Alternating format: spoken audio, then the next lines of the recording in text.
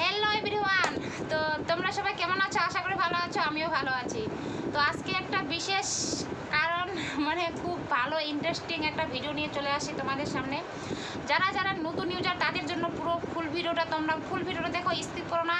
একটু স্কিপ করলে তোমরা বুঝতে পারবে না আমি কি বলতে চাচ্ছি বা কি বোঝাতে চাচ্ছি। তো তোমরা খুব বেশি ভিডিওটা বড় করবো না, খুব ছোট্ট ভিডিও করব।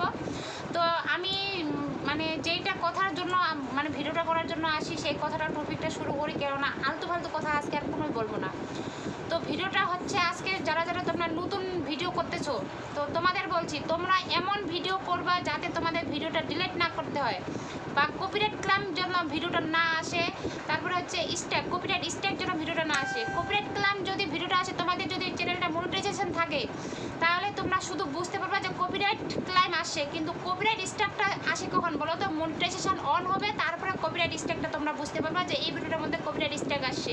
কিন্তু কপিরাইট ক্লেম তোমার যদি মনিটাইজেশনটা চালু না হয় ইউটিউবে চ্যানেলে, তবুও তোমরা বুঝতে পারবা যে ওখানে ভিডিওর নিচে ভিউজের ওখানে পাশে লেখা থাকে যে কপিরাইট ক্লেম এই ভিডিওটা। তো তোমরা এমন ভিডিও করো না যাতে তোমাদের ভিডিওতে কপিরাইট ক্লেম আসে। আর হ্যাঁ, আরেকটা কথা, কপিরাইট ক্লেম কেন আসে জানো? তোমার যদি তুমি ধরো এইভাবে এখানে ভিডিও করতেছো, তোমার আশেপাশে যদি গান হয়, গান কোনো গান চলে আর কি, মোবাইলে বা বক্স যে কাজ থেকে আর কি গান যদি আওয়াজটা আসে, ওই আওয়াজটা যদি মোবাইলের আসে তোমার ভিডিওর মাঝখানে, সেই জন্য কপিরাইট ক্লেম দিয়ে দেয়।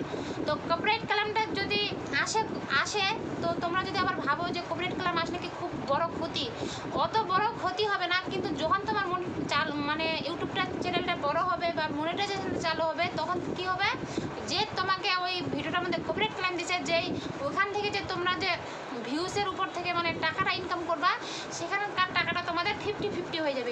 তোমাকে 50 দিবে, আর কপিরাইট ক্লেম যে চ্যানেলটা থেকে তোমার ওই ভিডিওটা দিচ্ছে ওর কাছে চলে যাবে 50। তো সেই জন্য আমি বলছি তোমরা এমন ভিডিও করো না যাতে তোমাদের কপিরাইট ক্লেম আসে। আর কপিরাইট স্ট্রাইকটা তোমরা কিন্তু পরে বুঝতে পারবা। আমি যেরকম আমার মনিটাইজেশন চালু হয়ে গেছে, তারপরে আমি বুঝতে পারছি যে আমার কপিরাইট স্ট্রাইক কোনগুলো ভিডিও আসছে। এটা হচ্ছে একটা কথা। আর 2 নম্বর আরেকটা কথা হচ্ছে কি বলো তো, যে তোমরা জীবনও কোনো দিন ভিডিও ডিলিট করবে না। ভিডিও ডিলিট করলে মারাত্মক সমস্যা হয়। কারণ মারাত্মক সমস্যা একটাই, যে তোমার যে পরিস্থিতি, তোমার ভিডিও করতে করতে না, যখন ভিউজ ভালো হয়, ধরো ভালো ভিউজ হচ্ছে, তোমার মনে হচ্ছে যে না, পুরানো ভিডিওগুলো দেখতে ভালো লাগতেছে না, বা প্রথম আমি ভিডিও চালু করছিলাম কেমন লাগছে, হেভিলিটার মতো। আর যাই হোক, প্রথম যারা ভিডিও করো, সে পুরাতন ভিডিওগুলো না দেখতে একটু হেভলিটের মতনই লাগে, হেভলির মতো বা যাই হোক। তো ওইগুলো ভিডিও তোমরা কিন্তু ডিলিট করবা না।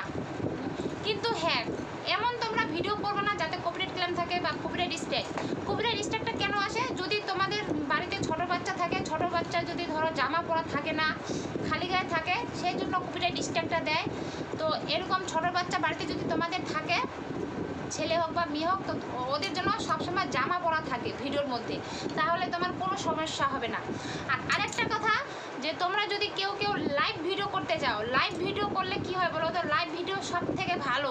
ইউটিউবে যারা যারা কাজ করতেছো, তোমরা যদি লাইভ করতে চাও, যাদের তোমাদের ধরো মনিটাইজেশনটা 1 বছর 2 বছর ধরে যে ভিডিও করতেছো, শর্ট ভিডিও, বড় ভিডিও, ধরো বড় ভিডিওর মধ্যে ভিউজ হচ্ছে না, শর্ট ভিডিওর মধ্যে একটু ভিউজ হচ্ছে, কিন্তু তোমরা যদি লাইভ ভিডিও করো, লাইভ ভিডিও থেকে কি হয় বলো তো? লাইভ ভিডিও করলে ওয়াচ টাইমটা তোমার তাড়াতাড়ি হয়ে যায়, আর তুমি এই ইউটিউব চ্যানেলটা মনিটাইজেশন চালু করতে পারো।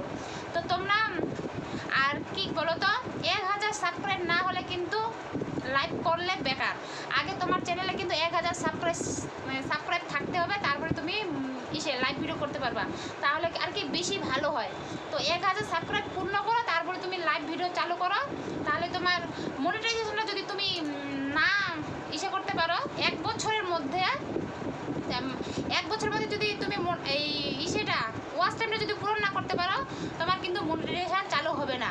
তো তুমি 1000 সাবস্ক্রাইব পূরণ করে তারপরে তুমি চালু করবা, লাইভ ভিডিও চালু করবা, তারপরে তোমার কি হবে বলো তো?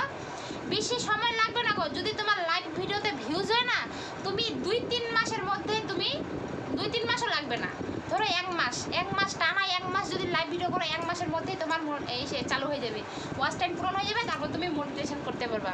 তো এগুলো হচ্ছে মেন কথা। আর তোমাদের আমি কতদূর বুঝাতে পারলাম আমি নিজেও জানি না। আর তো তোমরা আমার কথা বুঝতে পারছো কি না সেটাও জানি না। তো যারা তোমরা বুঝতে পারছো তোমরা প্লিজ আমাকে একটু জানাই দিবা, মানে কমেন্ট করে জানিয়ে দিবা যে তোমরা আমার কোনটা কথা বুঝতে পারোনি আর কোনটা কথা বুঝতে পারছো। যদি আমার ভিডিওটা ভালো লাগে তো প্লিজ একটু লাইক কমেন্ট করে দিবা। আর কি বলো তো, প্রথম এইরকম একটা ভিডিও করলাম, আস্তে আস্তে আমারও একটু কনফিডেন্ট হবে। যদি এই ভিডিওটার আমার ভিউজ ভালো হয় তাহলে আরও ভালো ভালো তোমাদের একটু বুদ্ধি দিব। মানে আমি যতটুকু বুদ্ধি পেয়েছি, আমি ইউটিউব অনেক দিন ধরে করতেছি, আমি ধরো অনেক ঠকছি, অনেক ভুল করছি, অনেক ভুল করে করে শিখছি।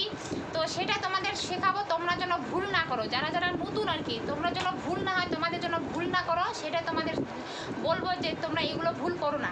কেননা ওইগুলো ভুল আমি করছি, আমি স্যাক্রিফাইস করছি, তো তোমরা ওই ভুলের মধ্যে যেন না করো। আমি জানো কয়েকদিন ঘুমাতে পারিনি, যখনই আমার ভুল হয় কোনো একটা মানে এসেতে, তারপর আমার ঘুম চলে যায়, খাওয়া দাওয়া বন্ধ হয়ে যায়, জানো এরকম অবস্থা।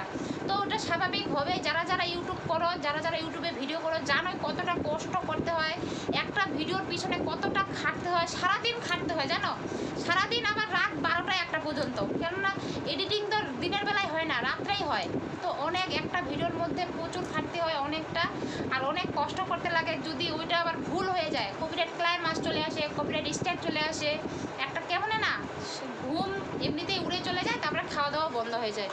তো যাই হোক, আজকে ভিডিওটা এইটুকুই, আবার দেখা হচ্ছে নেক্সট ভিডিওতে কালকে। তো সবাইকে টাটা, সবাই ভালো থাকবেন, সুস্থ থাকবেন, দেখা হচ্ছে আগামীকাল নেক্সট ভিডিওতে। Tata, good night.